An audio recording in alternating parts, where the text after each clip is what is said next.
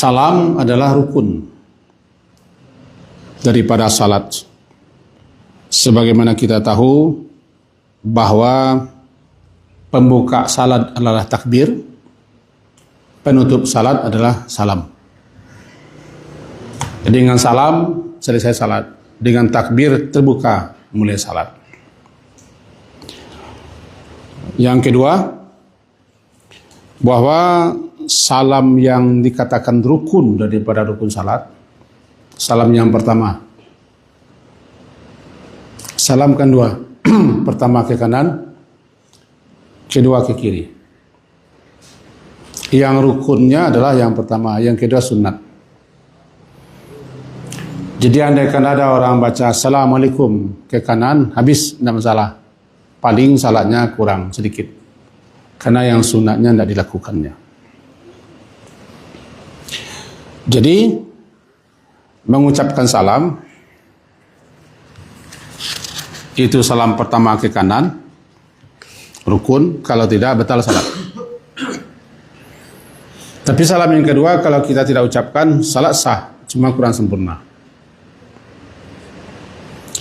Nah, bacaan salam itu sendiri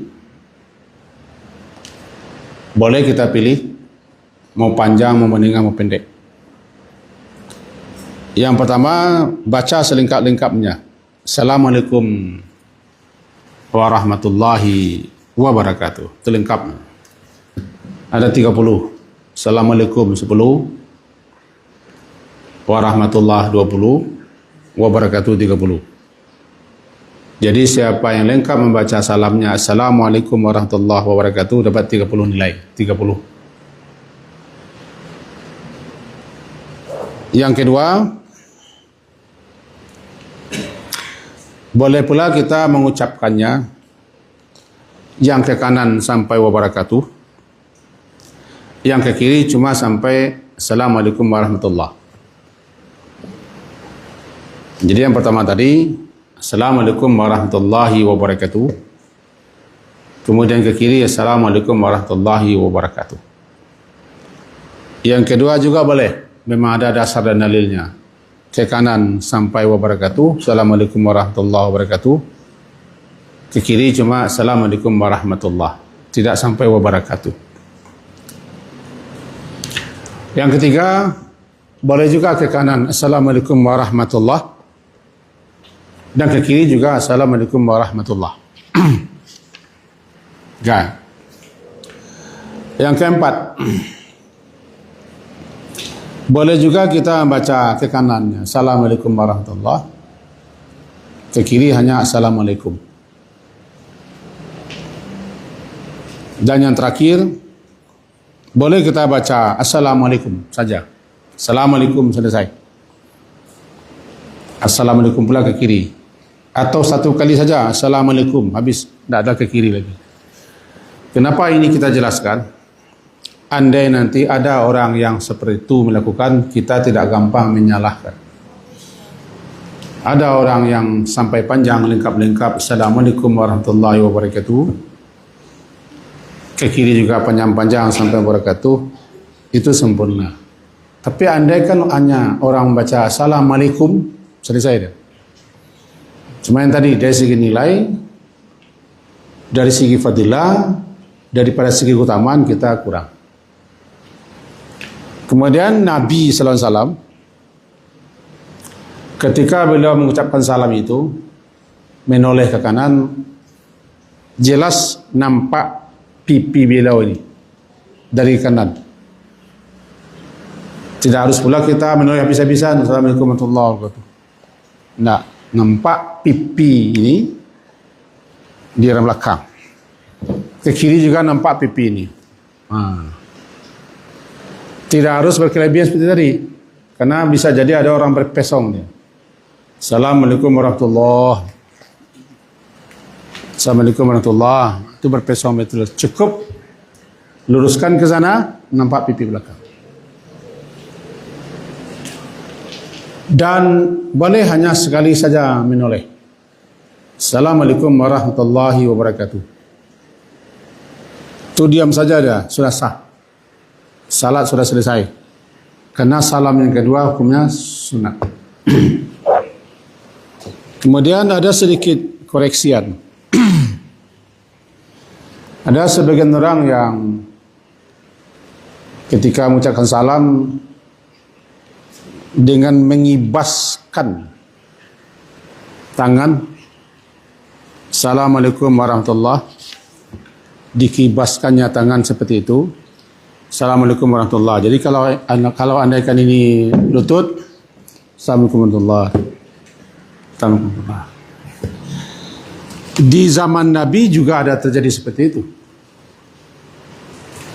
Lalu sahabat yang melakukan itu beliau tegur,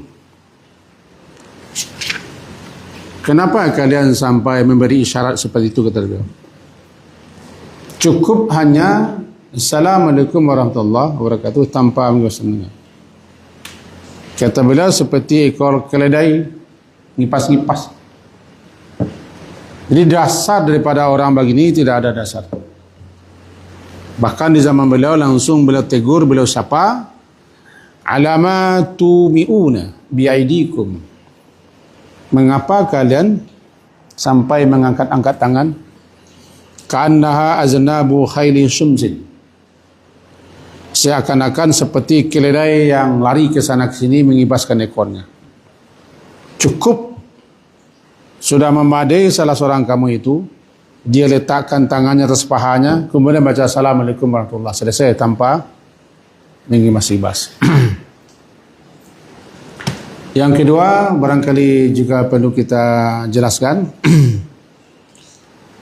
ketika mengucapkan salam, ada orang menggerakkan telapak tangannya diiringi dengan bacaan Allahumma inni as'aluka ridhaka wal jannah, ke kiri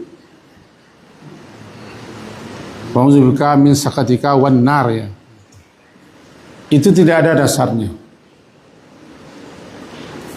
Ke kanan Allahumma inni as'aluka ridhaka wal jannah, ke kiri wa a'udzubika min sakhatika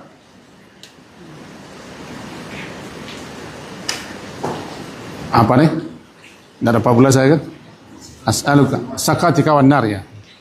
Tidak ada dasar sama sekali. Kalau itu dilakukan, justru jangan-jangan kita sudah mengerjakan suatu amalan yang salah. Jangankan benar, malahan jangankan berpahala, malahan kita juga kekurangan nilai dalam salat. Tapi tidak sampai membatalkan salat. Cuma kita tekankan tidak ada dalil, tidak ada alasan, tidak ada suruh, tidak perintah. Dikhawatirkan kita nanti menyalahinya. Kemudian yang berikutnya juga ada orang-orang tertentu setelah salat dia ambil apa namanya nih? Dicecahkan tangan ke lantai. Nah, ini dah. Cecahkan tangan ke lantai atau digosok. Pernah kami diskusi dulu kenapa dilakukan itu, katanya meniru Nabi Ayub. Nabi Ayub salah seorang nabi yang berat ujian yang menimpa beliau sampai 18 tahun beliau sakit. Sakitnya tak tanggung-tanggung sehingga badan beliau memang dipenuhi dengan berbagai macam penyakit. Kemudian ada dongengnya. Sampai-sampai kepala beliau berulat dan berkutu. Itu dongeng. Ini ketika beliau sujud, terjatuhlah ulat. Karena kepala beliau berulat, berkutu, jatuhlah ulat ke bawah. Setelah saya salat, beliau ambil ulat itu, beliau masukkan sini lagi. Kenapa? Ulat itu jatuh gara-gara saya. Rezekinya masih ada di kepala saya. Maka saya ambil lagi ulat. Ini dongeng ini. Dongeng merusak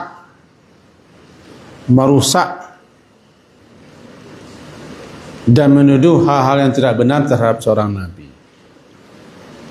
Andaikan ialah salat kita bukan salat Nabi Ayub. Salat kita adalah salat yang diajarkan oleh Nabi Muhammad sallallahu alaihi wasallam. Ini sedikit koreksian. Jadi tidak benar dan tidak ada alasannya. Pertama, mengibaskan tangan, lalu membaca doa. Yang kedua, menyentuhkan tangan ke lantai, disapukan ke kening atau ke wajah, tidak ada alasan. Lebih baik jangan daripada ia dikerjakan. Kemudian lagi, setelah kita membaca salam ke kanan dan ke kiri, yang wajib, yang rukun hanya satu ke kanan, yang ke kiri hanya sunnah. Apalagi perbuatan setelah itu. Inilah kaji kita malam hari ini. Rasulullah sallallahu alaihi wasallam sebagai imam, beliau setelah mengucapkan salam ke kanan dan ke kiri, nampak pipi putih beliau bagi orang sebelah kanan, nampak pula putih pipi beliau sebelah kiri. Beliau tetap menghadap kiblat sambil mengucapkan astaghfirullah, astaghfirullah, astaghfirullah 3 kali. Lalu disusul dengan assalamualaikum Allahumma antas salam wa minkas salam tabarakta ya zal jalali wal ikram. Nah, kaji kita kan ini. Bagaimana bacaan istighfar beliau? Sebagian ulama menyatakan yang beliau baca hanyalah astaghfirullah, astaghfirullah, astaghfirullah. Sementara ada orang baca panjang, semisal astaghfirullahaladzim alladzi la ilaha illa huwal hayyul qayyum wa atubu ilaih. Ini ada sekian perbedaan pendapat. Bagi beliau-beliau yang terpaku dengan tekstual, maka beliau-beliau ini berpendapat istighfar yang dibaca cukup astaghfirullah, astaghfirullah, astaghfirullah 3 kali. Tapi bagi beliau-beliau para ulama kita yang memahaminya bukan hanya teksnya saja, tapi perintah istighfar tu, maka beliaulah yang memanjang-manjangkan sampai membaca astaghfirullahaladzim alladzi la ilaha illa huwal hayyul qayyum. Itu. Cuma ada yang perlu kita garis bawahi. Dalam berzikir, dalam beribadah, kalau sudah ditentukan bilangannya, taati bilangannya. Beliau membaca 3 kali, astaghfirullah 3 kali, 3 kali, jangan lebihkan. Kalau mau banyak-banyak istighfar bukan ketika itu, setelah itu. Karena dijelaskan salatan. Beliau beristighfar 3 kali, tidak lebih. Nah, kalau kita ingin juga beristighfar banyak-banyak, bukan ketika itu, setelah itu. Ini kaedahnya begini, kalau sudah ditentukan lafaznya, bilangannya, tempatnya, waktunya, itu tidak boleh ditambah, dikurangi, diselewengkan atau diganti. Kita ulang. Kalau Nabi sudah menetapkan bacaannya, bilangan bacaannya,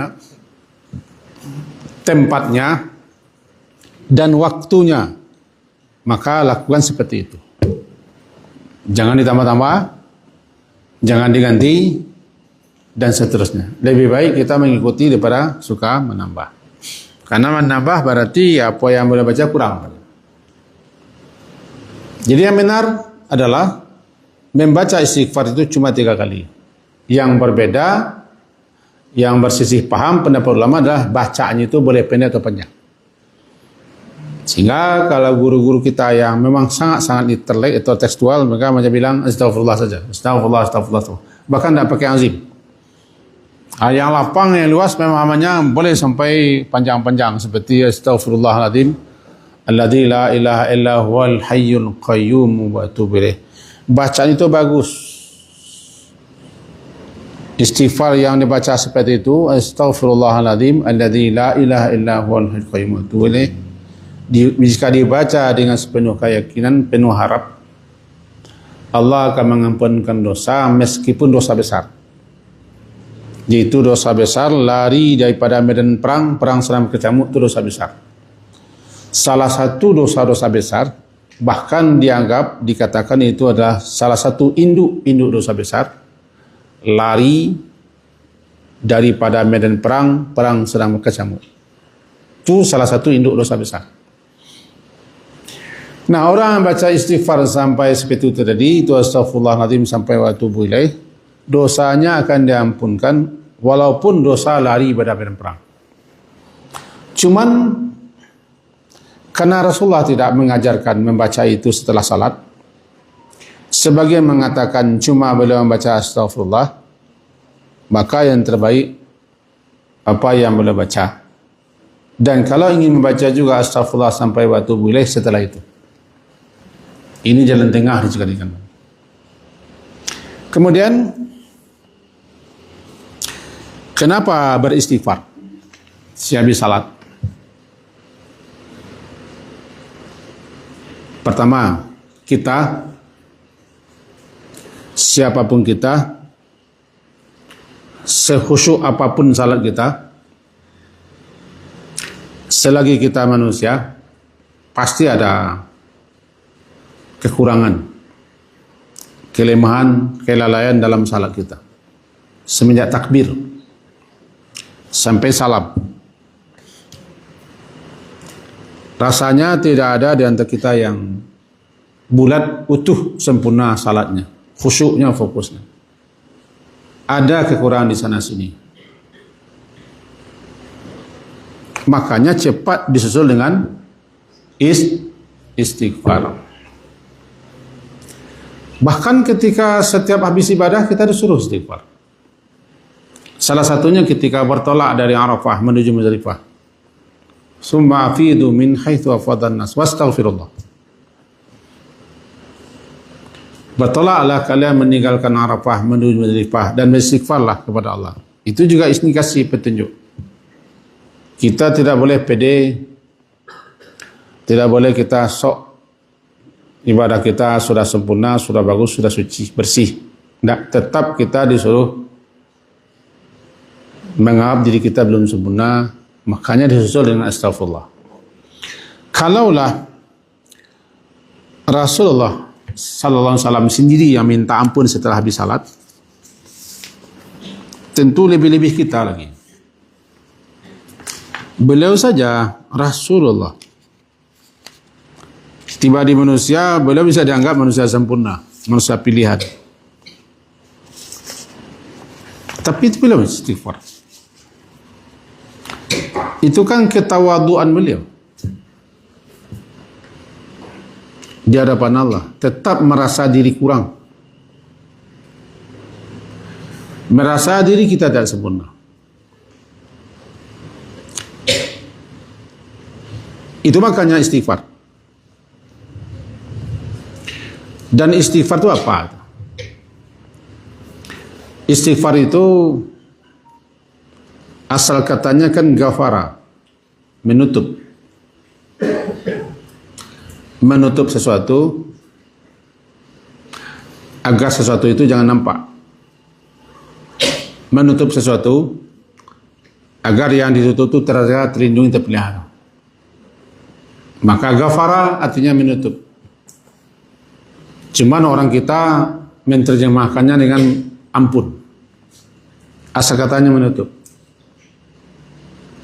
Kemudian ditambah menjadi istighfara. Istighfara. Maka jadilah dia maknanya meminta, memohon agar Allah menutupi salah dan dosa kita, sekaligus menjaga kita, melindungi kita daripada dosa berikutnya. Namanya istighfar. Jadi istighfar itu adalah memohon, meminta kepada Allah agar Allah menutupi salah dan dosa kita, sekaligus memelihara, menjaga kita daripada akibat dosa. Lalu orang memahami meminta ampun. Kemudian, kalau kita kaitkan kepada salat, hendaknya ketika kita membaca istighfar atau astaghfirullah, setelah Assalamualaikum, membacanya bukan hanya sekedar dibaca, bukan sambil melipat kaki, bukan sambil berpesong, atau sambil mematahkan, mendakuk-dakukkan tangan, astagfirullah, astagfirullah. Nah, seriuslah. Kenapa serius? Karena kita minta ampun. Apa yang kita minta ampun? Ya salat kita itu. Saya, Anda dan kita semua ada kelengahan, ada kelalaian, ada kekurangan dalam salat maghrib tadi. Tidak boleh kita merasa sok salat maghrib kita sudah kuat. Tidak. Ingat lagi, kita salat tadi ada yang melayang pikirannya, ada yang melamun, ada gerakannya barangkali yang tidak pas, tidak sempurna. Atau kadang-kadang kita mendahului imam, atau kadang-kadang kita mengeluh imam panjang betul bacanya, atau bagaimana macam-macam lah. Langsung disusul dengan istighfar. Jadi istighfar yang kita baca habis salat itu adalah meminta, memohon ampun kepada Allah atas kelalaian kita, kekurangan kita, ketidakkhusyuan kita dalam salat. Ditutup dengan istighfar.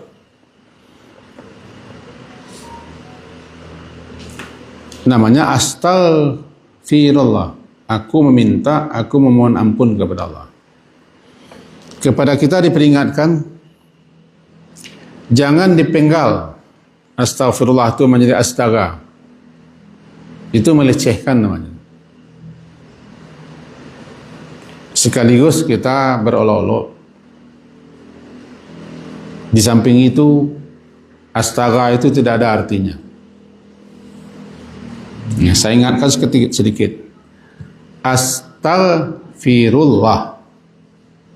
Astaghfiru. Kita baca astaga. Berarti kita penggal. Asal katanya gafara. Jadi huruf asalnya 3. Ghain, fa, ra, gafara. Bagi anak-anak kita atau kita yang belajar tata bahasa Arab itu naus Arab, ini namanya sulasin, 3. Kemudian ditambah 3 lagi. Istaghfara. Tambah alif, tambah sin, tambah ta. Istaghfara. Kalau kita baca astaga, berarti huruf asalnya dibuang 2. Kenapa dibuang 2? Huruf asalnya gain, ga, fa, dan ra. Kita baca astaga, terbuang. 1 terpakai. Berarti kita sudah melecehkan, menyepelekan kalimat yang begitu mulia. Saya anjurkan, buang habis-habis ucapan astaga. Astaga, jangan dibaca. Berdosa kita, melecehkan, menganggap remeh. Karena ucapan itu adalah ucapan meminta ampun kepada Allah atas salah dan dosa kita. Bacalah sempurna, astaghfirullah. Aku meminta, memohon ampun kepada Allah. Dan orang yang baca astaghfirullah itu, ada kalanya hanyalah sekedar dibaca di mulut, tidak dari hati. Ada kalanya dia baca, dia sadar, sangat sadar bahwa dia tadi bersalah, dia berdosa, dia lalai, dia tidak sempurna. Lebih-lebih ketika salat tadi, terbayang dia lalai, tidak sempurna atau apa-apa sajalah, langsung dibaca astaghfirullah sambil tetap menghadap kiblat. Imam membaca astaghfirullah itu 3 kali, kemudian sampai Allahumma antas salam wa minkas salam tabarakta ya zal jalali wal ikram. Nabi setelah baca itu, beliau berputar duduk, kadang ke kanan, sekali-sekali ke kiri, yang paling sering menghadap jemaah. Kenapa berputar? Si imam menunjukkan salat kita sudah selesai. Status saya jadi imam sudah habis. Hubungan kita tidak ada lagi. Kita ulang. Berputar, berpesong ke kanan, ke kiri sekali-sekali atau ke jamaah, menandakan, menunjukkan salat kita sudah selesai. Saya tidak imam lagi. Hubung kita sudah habis. Sekaligus, kalau ada orang terlambat, karena imamnya sudah berpaling wajahnya, berarti salat sudah selesai. Itu di antara hikmah. Hubungan kita dengan imam putus dengan Assalamu alaikum warahmatullahi wabarakatuh. Setelah itu kita tidak ada berimam lagi. Tidak ada hubungan kita dengan imam. Karena dia tidak lagi memimpin kita. Yang salat itu kan diawali dengan takbir, diakhiri dengan salam, ya habis. Kalau dia mau berdoa, mau berzikir, urusannya terserah dia. Kalau kita berzikir pun tidak masalah. Lalu kalau dia memimpin doa, berzikir, terserah kita mau ikut atau tidak. Karena hubungan kita sudah selesai. Habis hubungan kita. Dengan salam itu sudah selesai hubungan kita. Ada kebiasaan orang. Sehabis salat, dia mundur ke belakang. Atau berpindah tempat duduk. Apakah itu ada sunnahnya? Yang disuruh berputar berpesong itu imam. Kita juga dianjurkan kalau mau salat. Kalau mau salat, jangan salat di tempat itu juga. Beralihlah salat di tempatnya lain. Namanya memperbanyak saksi. Sekaligus menandakan salat yang kita lakukan tidak salat wajib. Itu sudah salat sunat. Pindahlah ke muka, belakang, kanan, atau kiri. Cuman kita tidak tahu kenapa orang habis salat itu selalu mundur ke belakang. Assalamualaikum, Assalamualaikum, lalu mundur ke belakang. Sampai sekarang saya tidak dapat lah. Belum ketemu alasannya, belum ketemu dalilnya kenapa harus mundur. Kalau sempit tidak masalah, sempit mundur ke belakang sedikit tidak masalah. Tapi kalau itu dianggap pula bagian daripada yang harus kita laksanakan, belum ketemu riwayatnya. Yang ada cuma kalau mau salat sunat, pindah. Itu pun kalau salat sunat ingin disambung langsung. Jangan di tempat itu juga. Memperbanyak saksi kan, pindahlah. Kanan atau kiri. Cuman kalau kita salat sunat setelah itu, lihatlah tempat di mana kita salat. Jangan nanti dilintasi orang, dipotong salat kita. Bagusnya kita pindah ke balik tiang atau ke dinding atau ke sudut atau taruh di depannya penghalang, sutra. Sehingga orang muka pun tidak terganggu dengan kita. Kalau kita tidak kasih sutra tanda di depan kita sujud, secara tidak langsung kita membuat orang lain tidak enak. Karena dia mau lewat. Dia mau lewat. Di sini ada. Dia mau lewat ke situ. Ini kalau sudah kasih ini, kita salat sunat kasih ini. Kepala kita di sini. Orang lewat di depannya tidak masalah. Karena sudah ada batasannya. Tapi kalau kita tak kasih batasan, sampai ke sana ujungnya. Lalu kalau orang tahu, payah dia lewat. Sebab hadisnya, biarlah menanti menunggu sampai 40 tahun daripada melintasi orang salat. Lebih baik tegak berdiri situ 40 kharifan, 40 tahun daripada melewati orang salat. Karena besar risikonya memotong, memintas orang sedang salat itu, maka orang sedang salat itu berhak menghambat. Dengan catatan, boleh dihambat orang lewat kalau kita pakai sutra. Lewat dia ke area kita hambat dia. Lewat, 2 kali lewat, hambat, 3 kali lewat, tinju dia. Karena dia bukan orang lagi itu. Itu sudah setan namanya. Falyaqtul, tinju dia, pukul dia. Tapi kalau kita tidak pakai ini, salah kita. Lalu kita ingin lewat di hadapannya, carilah bangku, carilah tas, cari buku, taruh depannya, lewatlah depan. Makanya dianjurkan kita kalau salat sunat, balik tiang, sudut di pinggir, atau letakkan tanda, namanya sutra. Itu yang dianjurkan berpindah. Ketika habis salat, Kalau imam berpindah itu sunnah Nabi. Sekaligus beliau melihat orang-orang belakang. Kalau ada yang akan beliau sampaikan Nabi salat. Kalau tidak, beliau suruh perempuan dulu keluar. Itu beliau. Nah, kita kembali lagi kepada istighfar tadi. Itu astaghfirullah. Rasulullah SAW sebagai contoh ikutan bagi kita, beliau adalah orang yang paling banyak beristighfar. Karena beliau memandang diri beliau juga banyak kelalaian, banyak kekurangan, banyak lengahnya. Itu beliau memandang diri begitu. Sampai-sampai ketika keluar WC, beliau istighfar juga. Karena beliau pandang beliau itu lalai di WC. Kenapa lalai? Beliau tidak berzikir di WC. Dan memang WC itu tempat yang tidak boleh berzikir, tapi beliau menganggap diri beliau lalai. Lalu ketika keluar dari WC, langsung beliau baca Ghufranaka. Itulah Rasulullah SAW. Banyak sekali minta ampun. Kita selaku umatnya, lebih-lebih lagi kita persering, peracap meminta ampun kapan dan di mana saja. Termasuk setelah ibadah. Contoh saya habis salat. Astagfirullah. Kenapa begitu? Karena kita tidak tahu dosa, kesalahan, kelalaian mana yang kita perbuat. Karena kita lebih tidak tahu berapa dosa kita daripada kita tahu. Sedangkan sudah berdosa, kita anggap juga tidak berdosa, apalagi tidak tahu.